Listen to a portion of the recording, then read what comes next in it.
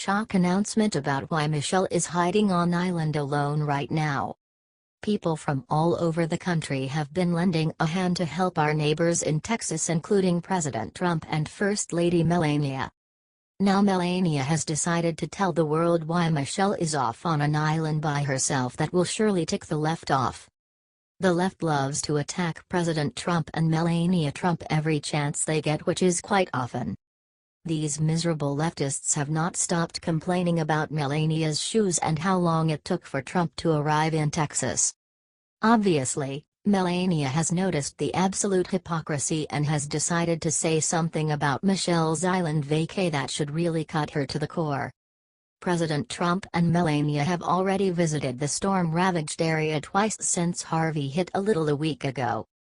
Melania wanted the people of Texas to know that they have not been forgotten and that she wanted to help in any way possible. Melania made a promise to those that were affected by this storm, and it appears she is intent on keeping it. Now, of course, what did the media focus on when it came to Melania's response to the hurricane? The fact that she wore heels. When is a shoe not just a shoe? Wrote Vanessa Friedman in the New York Times.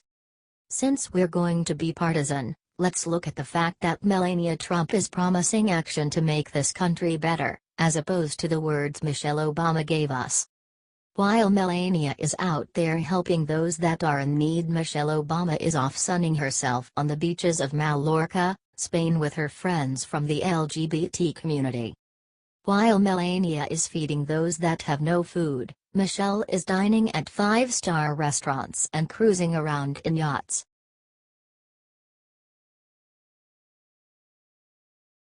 Michelle unrecognizable after solo trip with her sick secret out now. Here's what she looks like. Michelle Obama escaped on a solo island vacation last week and, oddly, was without her husband. Now, Michelle has resurfaced from her trip, totally unrecognizable, and revealing her sick secret she's been hiding all along. Now, Michelle has resurfaced from her beach vacation and is totally unrecognizable with her new look that reveals the sick secret she's been hiding all along. While Michelle's trip was presented as just another need for more rest and relaxation in solitude, it seemed strange since there's arguably no person on the planet who rests and relaxes more than this former First Lady. In a move never made before by any First Lady of the United States, Michelle Obama just sent a huge middle finger to law enforcement with an unrecognizable new look she sported on Monday. It's no secret that Michelle is singer Beyoncé's biggest fan, as the star was often invited to the White House for special concerts and parties in place of actual dignitaries. The Federalist Papers reports, ever since Michelle Obama suggested that the United States didn't deserve her pride until it elevated her husband to the presidency, the perception has persisted that she's far more detached from traditional American values than a former First Lady should ever be.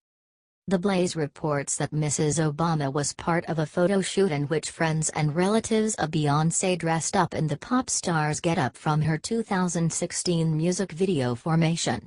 Other participants included Kelly Rowland and Michelle Williams of Destiny's Child, and tennis player Serena Williams.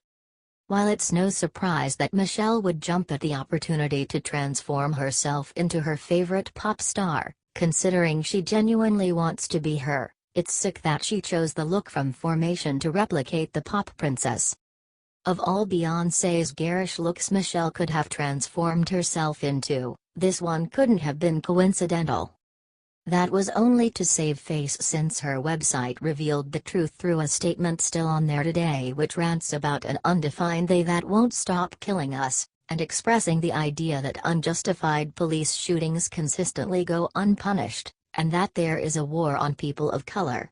That pretty much paints the entire picture that Michelle was supporting when she dressed up like Beyoncé to share this message. There were many iconic looks they all could have replicated for Beyoncé's birthday, but the most controversial one was picked on purpose.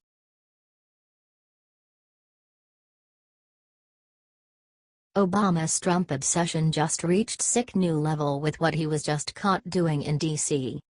Obama has had an extremely difficult time relinquishing the power he was held as President of the United States, as he now spends his time obsessing with ways to take President Trump out with his shadow government. As Obama's antics continue to rage on, now we're learning that Obama's malicious plans to destroy the next president began before Trump was even sworn in as the 45th President of the United States. Despite Obama's promise to support the incoming president, Obama's actions have told a completely different story. Back in July, Obama violated federal law by secretly meeting with South Korean President Moon to discuss dealing with Trump. Meeting with foreign diplomats as civilian is a serious violation of the Logan Act, and can carry an up to 20-year prison sentence.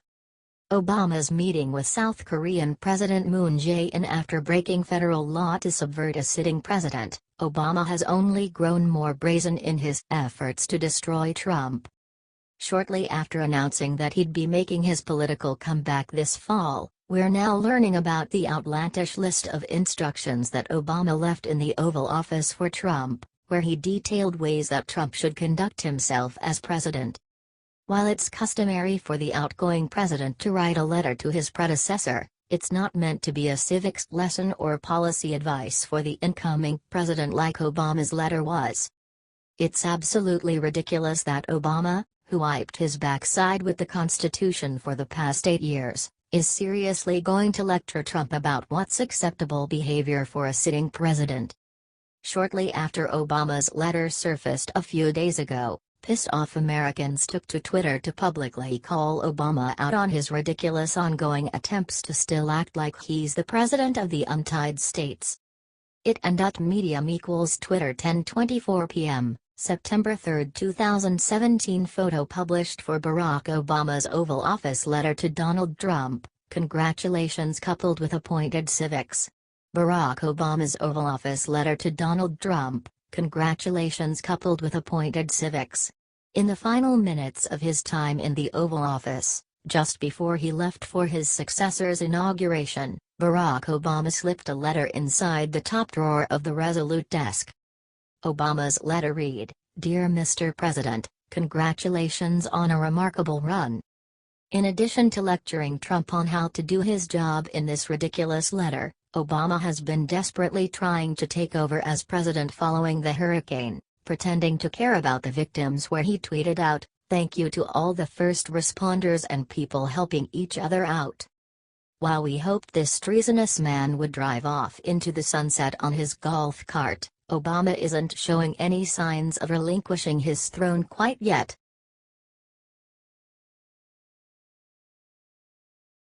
U.S. military on high alert after Trump finds out what else Kim Jong-un has and plans to use soon. As the United States looks down the barrel of every weapon of war that North Korea can muster, it's safe to say that we're interested in any new advancements that they've made in that field. The United States' strike on North Korea would take out many innocent citizens, but if we wait much longer, it appears that they'll be taking out many Americans. News from South Korea informs us that things are progressing at a disturbing pace and that Kim Jong-un might even have a miniaturized nuclear weapon small enough to send it all the way here. Daily Mail reports on this disturbing new information. Kim Jong-un has realized his dream of fitting a nuclear bomb inside a long-range ballistic missile, according to South Korea, amid fears he is plotting yet another rocket test within days. North Korea has announced it has successfully tested a weapon up to 10 times more powerful than the Hiroshima bomb that could kill millions of people. There are fears the tyrant may choose 6 September 9, North Korea's day of the foundation of the Republic, to carry out a spectacular new trial. The same date was chosen last year by North Korea to conduct its 5th nuclear test, marking 68 years since Kim Il-sung came to power. Last night, the South's military conducted a live-fire exercise simulating an attack on the North's nuclear site, hitting designated targets in the East Sea, the report added, quoting the Joint Chiefs of Staff. The country is also preparing fresh military drills with its ally the United States in response to North Korea's 6th and most powerful nuclear test a day earlier. The training came in response to the North's sixth nuclear test and involved the country's Hyunmoo ballistic missile and the F-15K fighter jets, it said. The South's military said the range to the simulated targets were equivalent to the North's Punggye-ri nuclear test site in its northeastern province. North Korea described its testing of the hydrogen bomb as a perfect success over the weekend and this morning launched a verbal offensive at its enemies, belittling South Korea as America's puppet Marine Corps.